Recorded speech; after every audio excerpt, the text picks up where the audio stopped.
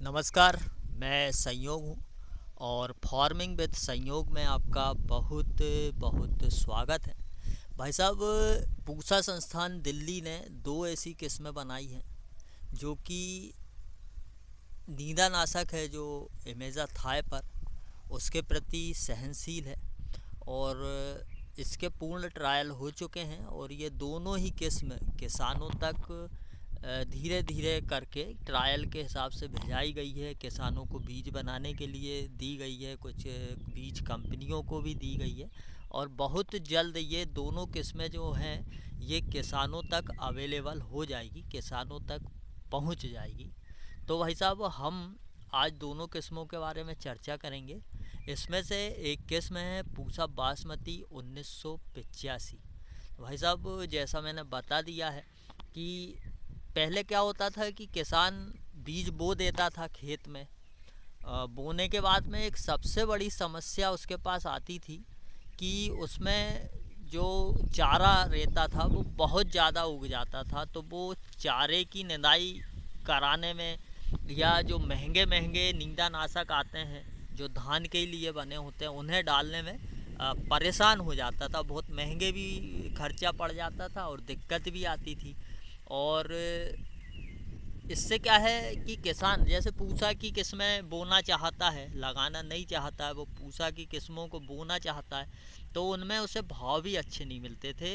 तो पूसा संस्थान ने दो किस्में बना दी है जिनमें हम परसूट जैसे, जिनमें कि इमेजा थाई पर होता है, उन्हें डाल के और बढ़िया कम से कम पानी में, जैसे गेहूं में हम 3 4 5 6 पानी देते हैं, उस तरह से पानी दे के भी इन धानों का बहुत बढ़िया उत्पादन ले सकते हैं।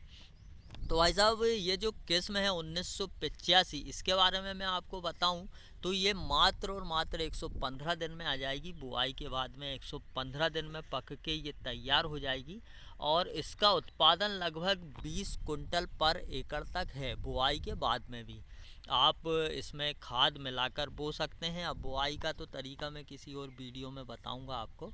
और उसके बाद में हू बहू जो अपना 1509 धान है उसी की तरह है, बस अंतर इतना है कि इसमें हम इमेजा थाइपर का इस्तेमाल कर सकते हैं बोने के बाद में, और 1509 जैसी धान हम उत्पादन कर सकते हैं। इसका उत्पादन 1509 से ज़्यादा मैंने आपको बता ही दिया है।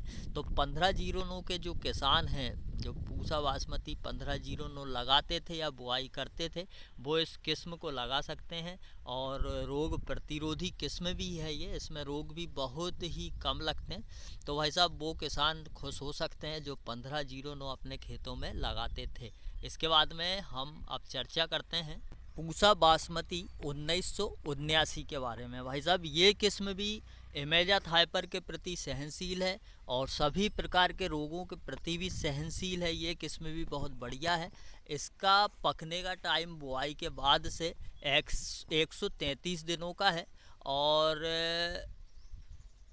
इसका उत्पादन जो है ये आप मान के चलो कि 17 से 18 कुंटल पर एकड़ तक ये बुआई वाली धान भी उत्पादन दे देती है।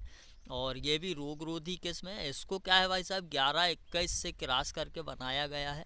तो जो हमारे 11-21 के किसान हैं और जो कि खेतों में धान बोते थे पूसा की, ये जो चारे से परेशान रहते थे, कीटों से, रोगों से परेशान रहते थे, वो अब 1979 किस्म को अपने खेतों में बुआई करके बहुत बढ़िया उत्पादन ले सकते हैं कम से कम खर्चे में। अब एक बात और है भाई साहब कि मेरे पास 1692 और 1847 का भी वीडियो है जो कि किसानों ने लगाई हुई थी। तो हो सकता है लिंक मैं डिस्क्रिप्शन में दे दूं, तो वो वीडियो भी आप देखिएगा। उन दोनों ने भी बहुत अच्छा परफॉर्म किया है पिछले साल और इनके बीज धीरे धीरे धीरे धीरे किसानों को उपलब्ध होने लगे हैं। आप पता लगाएंगे या अपने नज़दीकी कृषि विज्ञान केंद्र में पता लगाएंगे तो हो सकता है आपको बुआई के लिए ये बीज उपलब्ध हो जाए। बाकी और वीडियोस देखने के लिए आप मेरी चैनल को सब्सक्राइब कर सकते हैं और मैं अपनी किसानी में क्या टूटे फूटे काम करता रहता हूँ वो ब्लॉग भी देखने के लिए आप मेरे चैनल को सब्सक्राइब कर सकते हैं। आपको भाई साहब ये वीडियो अच्छी लगे तो प्लीज़ आप उसको लाइक भी कर देना। आज्ञा चाहूँगा। जय राम जी की।